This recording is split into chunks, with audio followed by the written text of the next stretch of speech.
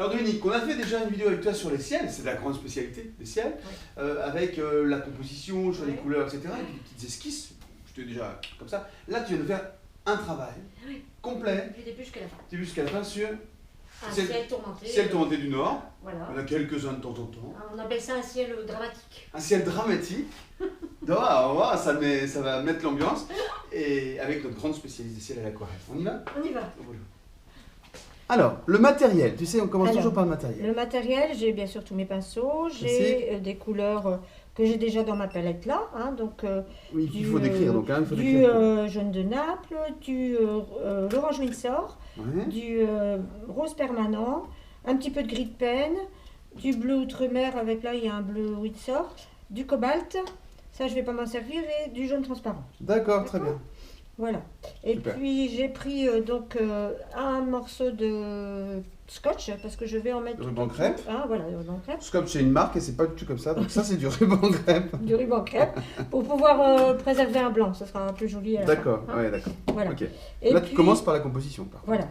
Et puis la composition, donc il faut faire tout de même très attention. Vous connaissez peut-être la manière de composer une peinture. Non. Alors. En fait, dans les règles habituelles, c'est on divise en 3 dans le sens de la hauteur et on divise en 3 dans le sens de la largeur. Ben ça, je savais pas, tu vois. Voilà. Et le point focal, c'est-à-dire là où l'œil doit se porter, doit se situer soit là, soit ici, soit ici. Ça reprend ce qu'on appelait le nombre d'or, hein, qui est un calcul très très scientifique. Donc, ne mettez jamais la ligne d'horizon, par exemple, au milieu. Hein, quand vous avez un sujet, vous devez le mettre soit là, soit ici, soit ici, soit ici. Même pour un bouquet de fleurs, hein, faites pas un bouquet de fleurs en plein milieu du... ça serait pas joli. Ensuite, quand il s'agit... là, on va revenir à notre sujet, le ciel. Je vais vous montrer l'effet que fait un ciel avec l'horizon haut et un ciel avec l'horizon bas. Vous n'allez pas avoir du tout la même sensation entre un ciel avec un grand ciel et un plus petit ciel, du coup. Si je mets l'horizon vraiment très bas, donc ici c'est mon ciel, hein, avec des nuages. Je fais assez succinctement, hein, voilà. Les nuages en bas sont plus petits, hein, c'est la perspective atmosphérique.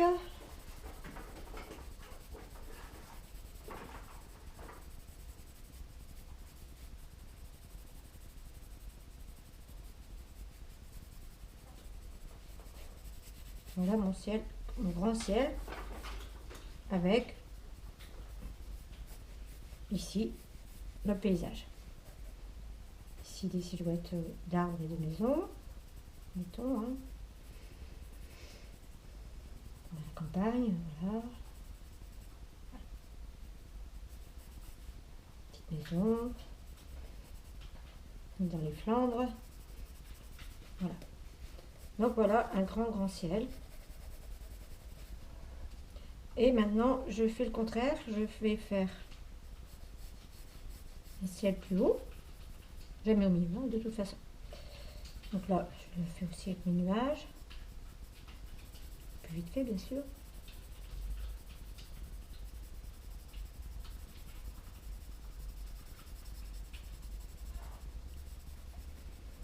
Donc il y a deux choses dans cette vision de mes petits croquis. C'est que ici, j'ai pas hésité une seconde pour faire ce qu'il y avait à l'horizon, les arbres, la petite maison, je peux même rajouter tout. Ici, il faut que je remplisse le bas. Et ça, c'est déjà beaucoup plus difficile. Donc, je vais refaire le même paysage, la petite maison, l'arbre, d'autres petits arbres à côté. Donc ici, il me reste un grand blanc. Donc, il faut bien que j'en fasse quelque chose. Donc, il va falloir que je fasse aussi. Alors, je peux faire un zigzag, hein, pour amener. Comme si c'était aussi presque soit un chemin ou alors de l'eau, hein, cours d'eau. Je vais faire comme des champs là. Et puis le long de, je peux aussi refaire un arbre. Un deuxième arbre beaucoup plus grand puisqu'il est plus proche.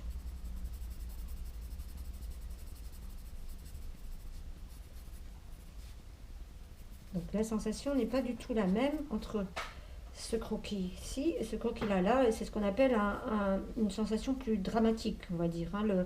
La petite maison, on a l'impression qu'elle se blottit sous le grand ciel, là, et qu'on a bien vite envie de rentrer dans la maison pour avoir bien chaud. Là, c'est peut-être plus calme, un horizon plus loin comme ça, c'est moins dramatique. Le ciel est plus léger, il est moins visible. Hein. Et puis, il y a les grands champs devant, il y a les arbres. Je peux aussi rajouter, par exemple, pour redonner bien l'effet de perspective, une barrière. Et voilà. Hein, qui viendrait... voilà. Donc, c'est complètement différent. Donc, il y a plein de manières de pouvoir composer une image à l'aquarelle ou en dessin. Mais vous remarquerez que mes centres d'intérêt sont même toujours à peu près au même endroit. Hein. Voilà, donc là je vais commencer par une aquarelle avec ces principes-là. Alors je me sers d'un ruban crêpe pour bien entourer le papier, pour avoir une marge bien propre. Ça sera plus joli à la fin, donc je fais ça.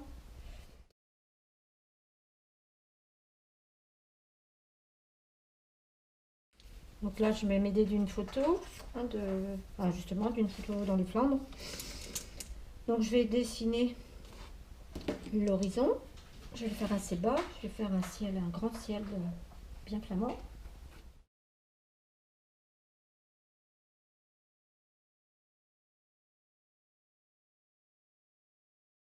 Voilà, de toute façon ça va encore changer quand je vais peindre, donc je ne vais pas trop m'attarder. Donc là, il faut prendre bien son temps pour humidifier. Donc on retourne le papier pour humidifier le ciel. C'est toujours beaucoup mieux. Donc, je vais surtout humidifier le haut et essayer de garder des nuages non humides vers le bas, vers le bras, vers l'horizon.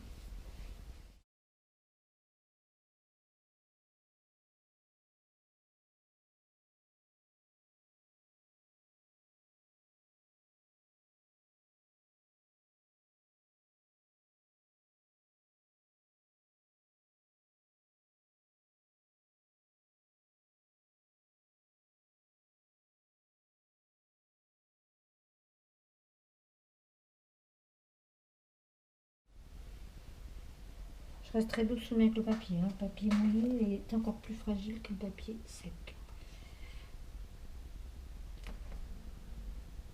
J'essaye de préparer suffisamment de couleurs pour ne pas devoir aller la repréparer après.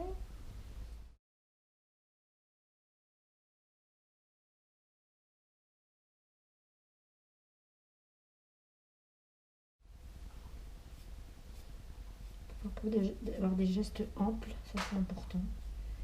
Pas être timide dans ses gestes. Hein. Toujours dans le même sens si possible. Hein,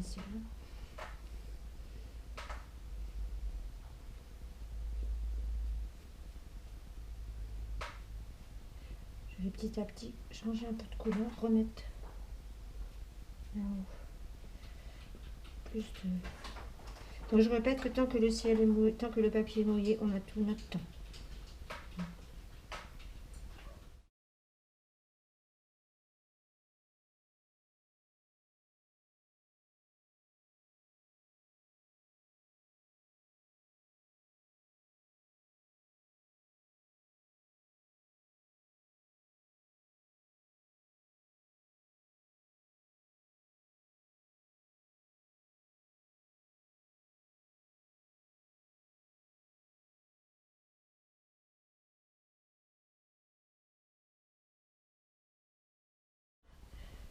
Le ciel, je vais le renforcer encore, hein, parce qu'il faut vraiment savoir que l'aquarelle perd 40% de sa charge de couleur en séchant. Donc, pas hésiter à y aller un peu plus fort que prévu. Bien sûr, ça peut être risqué, mais si vous voulez vraiment que le ciel ressemble à l'original, il faut vraiment y aller. Hein, pas avoir peur.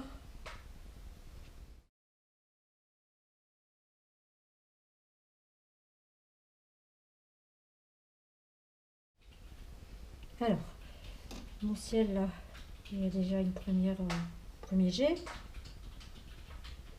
J'hésite à laisser le nuage si blanc là en bas. Je vais peut-être adoucir tout de même les bords. Tout doucement, on laisse ça. Même bien blanc, mais on adoucit ça un tout petit peu. Alors, je vais renforcer les coins. Donc, je vais repréparer bien de la couleur. Alors là, ce que je vais faire attention tout de même, c'est je prendrai peut-être un réserve d'eau plus petit pour éviter l'auréole. Parce que ce qu'il faut bien comprendre, c'est que quand vous avez un papier humide et que vous arrivez avec votre pinceau humide, l'idéal, c'est que l'humidité dans le pinceau soit à peu près de la même charge que l'humidité sur le papier. C'est pas évident à comprendre, mais c'est quelque chose c'est avec l'expérience qu'on s'en rend compte. On sent si le pinceau a trop d'eau et s'il risque justement de venir faire une auréole. Donc là, il faut que le pinceau soit moins chargé tout de même en eau, hein, sinon ça va être l'auréole assurée. Par contre, tous ces petits blancs qui restent là, moi souvent je les garde parce que ça me permet justement de faire à ces endroits-là des mouettes,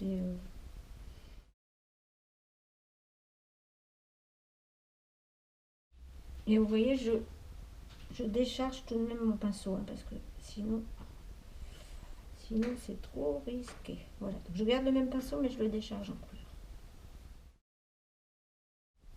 Il ne faut pas hésiter à y aller en grande... Vous voyez comment je tiens mon pinceau, pas avec la pointe, hein, avec le carrément.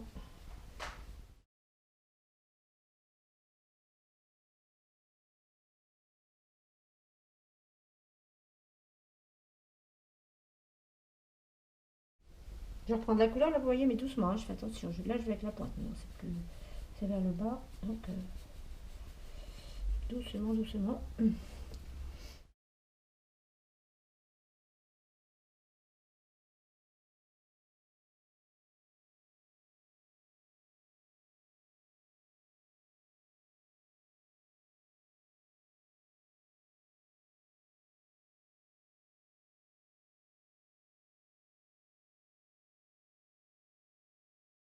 Je vais pas le faire.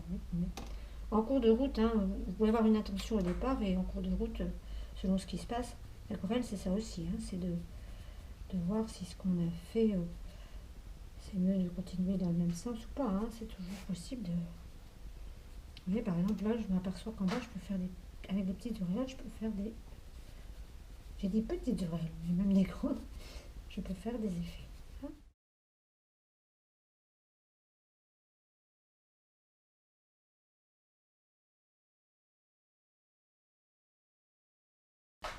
Avec mon spalter bien sec, je viens un petit peu enlever de blanc.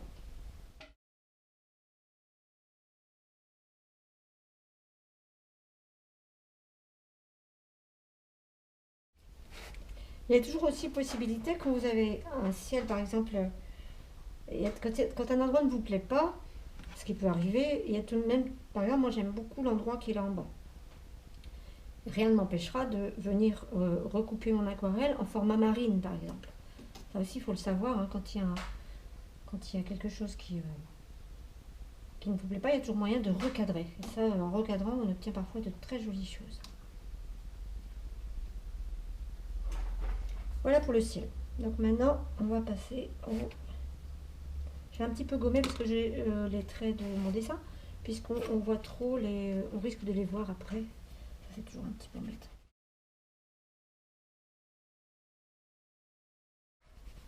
Alors la petite pulvérisation de gomme, là, c'est pareil. Hein, vous l'enlevez pas, elle va partir quand ce sera sec. Vous voyez les effets de fusion là avec des petites auréoles volontaires, ça fait vraiment des nuages comme on en voit assez souvent. Hein. Alors je vais faire tout d'abord l'horizon, là, hein, avec le... Voilà. Ça il va fuser un peu dans le mouillé, ce sera tout bien plus joli. Donc je vais partir avec la même couleur. Hein. Je vais la faire déborder exprès un peu pour qu'elle fuse. Les endroits qui sont déjà secs, vous voyez, donc je viens par le dessus. Je vais adoucir la ligne de crête.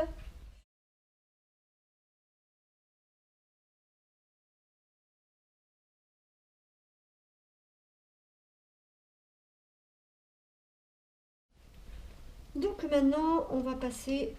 En fait, tout va se tenir, il va falloir aller assez vite. En évitant peut-être la maison, on va laisser un espace blanc pour la maison. Voilà, donc, je descends là, hop. Et maintenant, bien sûr, je change de couleur. Donc, je vais prendre, bah tiens, je vais prendre mon Péter avec du jaune de Naples. Et je vais y aller d'un coup franc. Même au-dessus, hein, ça me fait une teinte un peu verdâtre, mais c'est pas plus mal.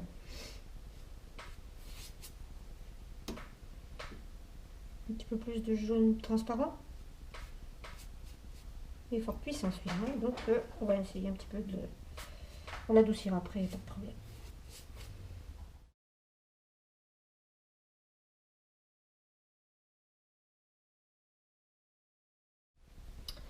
La lumière, donc n'oubliez pas aussi de vous demander d'où vient la lumière, bien sûr. Hein, c'est-à-dire soit elle vient de la droite, soit elle vient de la gauche. Parce que de ce fait-là, la maison sera plus ombrée d'un côté que de l'autre. Alors la maison, on va mettre... On va lui faire son toit. Donc je vais laisser le bas de la maison un peu plus blanc. Je vais faire un pignon.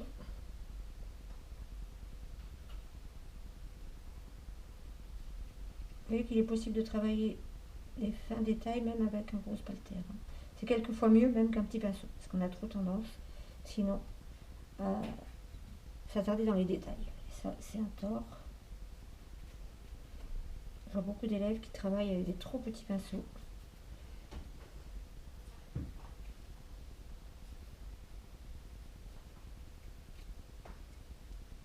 Et il faut toujours expérimenter, même quelquefois faire une aquarelle du début jusqu'à la fin, rien qu'avec un même pinceau comme ça peut être une très bonne expérience.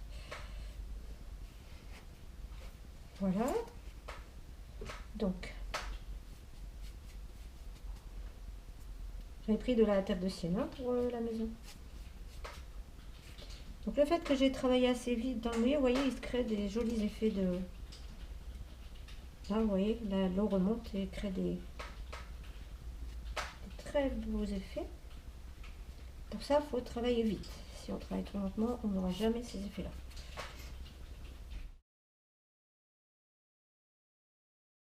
Moins jaune. Donc avec du bleu outre-mer, en fait, bleu outre-mer et un peu de jaune, le jaune transparent et un petit peu de teinte sale. Vous allez obtenir un vert. Si je remets par exemple un petit peu plus, vous voyez, d'outre-mer, j'arrive vers un vert un peu plus émeraude, on va dire. Hein. Donc je vais en mettre quelques petites... un petit peu, parce que le vert qui est là est tout de même un vert jaune, donc je vais lui rajouter ce jaune transparent qui est fort puissant, très puissant. Il faut bien comprendre qu'à l'aquarelle, moi je fais un travail, mais je laisse aussi l'eau faire son travail. Et souvent, elle travaille mieux que moi.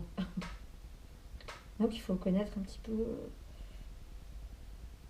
comment elle se comporte.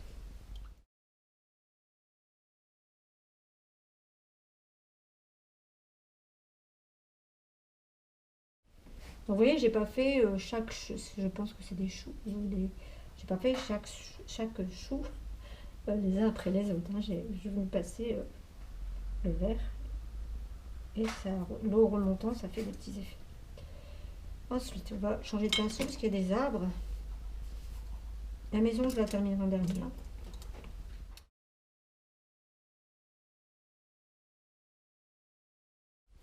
On va faire un vert un petit peu olive pour. On va faire une teinte rompue en fait. Un vert. Voilà, j'ai un vert beaucoup plus sourd, hein, beaucoup plus pour les arbres du fond. Il y en a contre la maison.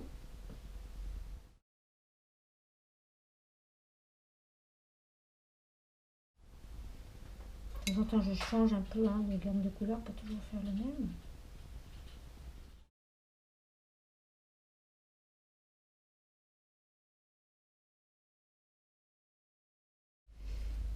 Alors, ce qui est intéressant aussi à voir, vous allez voir, je vais mettre une goutte d'eau dans les arbres, parce que là, ils sont trop réguliers.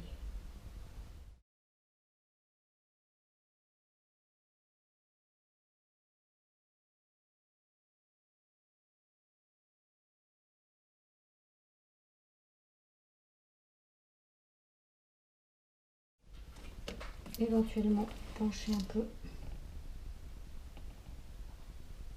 pour faire diffuser l'ensemble. Adoucir les bords.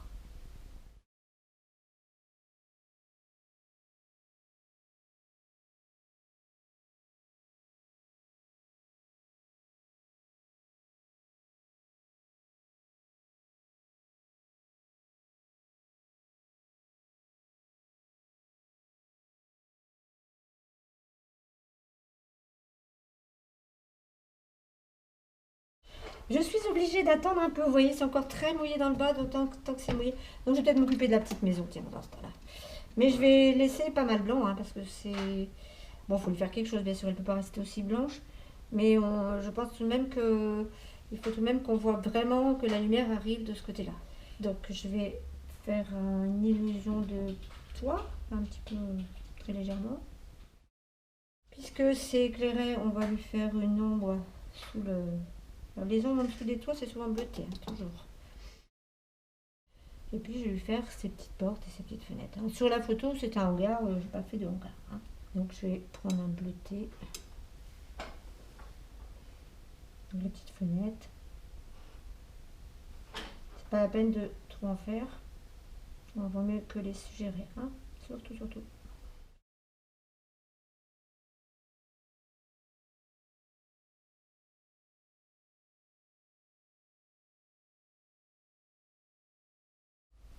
Là, j'attends un peu pour refaire des... Je vais un petit peu transformer la photo en rajoutant des arbres plus finis. Alors, je vais... C'est bien quand ça fuse, mais là, c'est peut-être un petit peu trop, donc ça, j'enlève.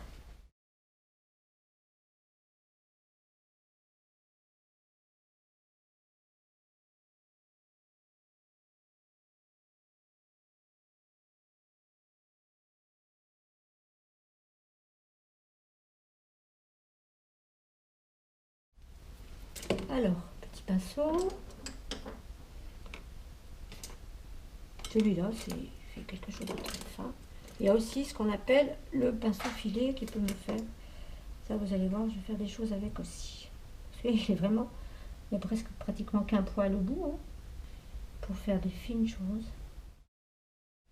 Donc, vous en avez de plusieurs tailles aussi. Hein. Vous en avez un petit peu plus épais.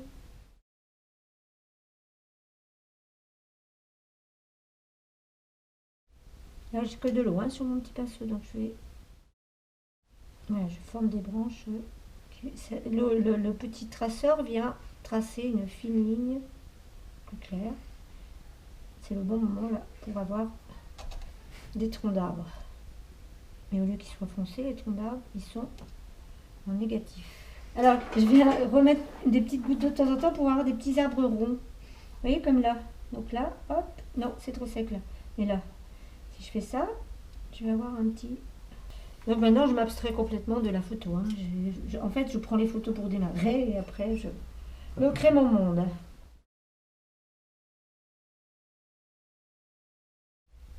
Je travaille avec les doigts aussi, hein. C'est pas interdit. Et puis, j'ai peut-être travaillé un petit arbre bien fin qui passe devant la maison.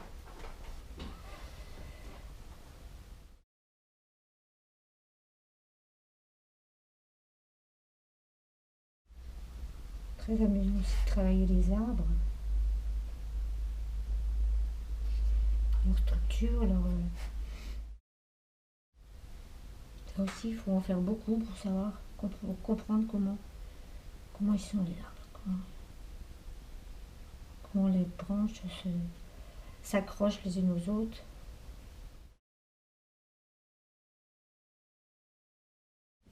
Alors, je voudrais tout de même avoir un petit peu un rappel du ciel dans l'aquarelle, donc je pense que je vais tout de même faire un petit peu de mauve sur le haut de la maison.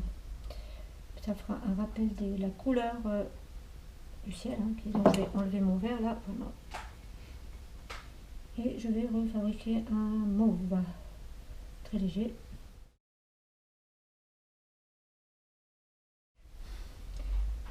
Si vous voulez faire l'effet d'un vieux mur, vous faites ça. Écartez les poils et voilà, il n'y aura plus que maintenant à finaliser les arbres, leurs petites branches, tout ça. plus que ça à faire. J'attends qu'ils sèchent. Oh, ceux-là sont secs, donc je vais pouvoir y aller. Donc je prépare un mauve et puis je vais faire un vert foncé en fait. Presque noir peut-être. Toujours pareil avec les primaires. En fait c'est un vert brun un peu, hein, une couleur rompue. Attention quand on pose sa main que ce soit bien. Voilà, donc là je viens travailler très finement les branchages.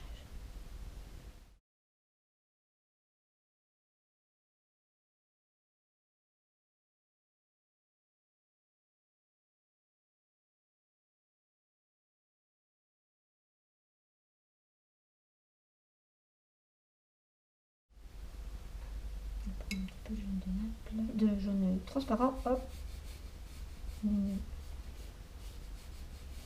perspective un peu, et je vais retravailler les souleveurs. C'est pas de couleur, voilà. Voilà, j'ai bientôt fini. Donc là, la lumière venant de là, vaut mieux que je fonce par là, bien sûr.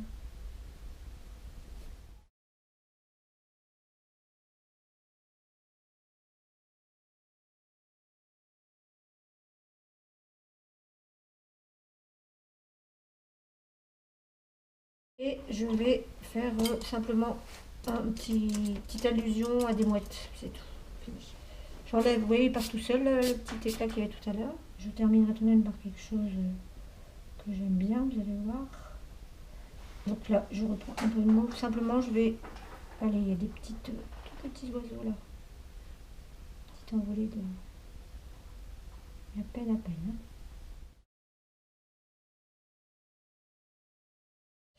Et je termine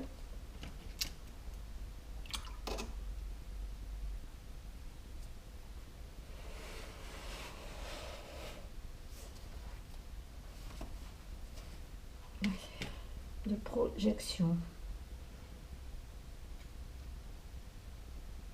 Donc là, cacher le ciel surtout. Donc on projette d'abord. On vient s'il faut tremper les petites gouttelettes. On peut les laisser suggérer, c'est pas grave.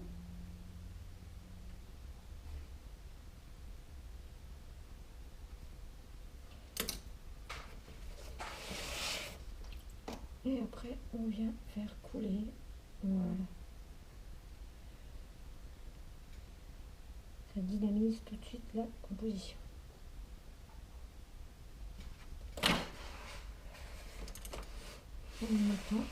En y injectant peut-être un petit peu d'oranger pour réveiller. Voilà. C'est mon moment préféré, ça. Alors, tout doucement. Quand on enlève un scotch, comme ça, enfin, pas un scotch, un ruban crêpe. Ruban crêpe. Oh. Il ne faut pas tirer, il faut dérouler. D'accord. Avant d'enlever. D'accord. Ok. Sinon... Non, je pense que le papier H résisterait, mais c'est tout de même toujours mieux de faire comme ça. Ok. Voilà. Oui, il se peut que l'eau parfois passe un peu en dessous. Mais en général, c'est pas mal. Donc tout doucement, voilà.